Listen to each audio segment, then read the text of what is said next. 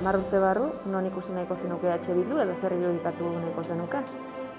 Nik uste H Bildu alderdi hegemoniko bat izango ala hemendik 10 urtera, ez daukat inongo zalantzarik, Gipuzkoan bai behintzat,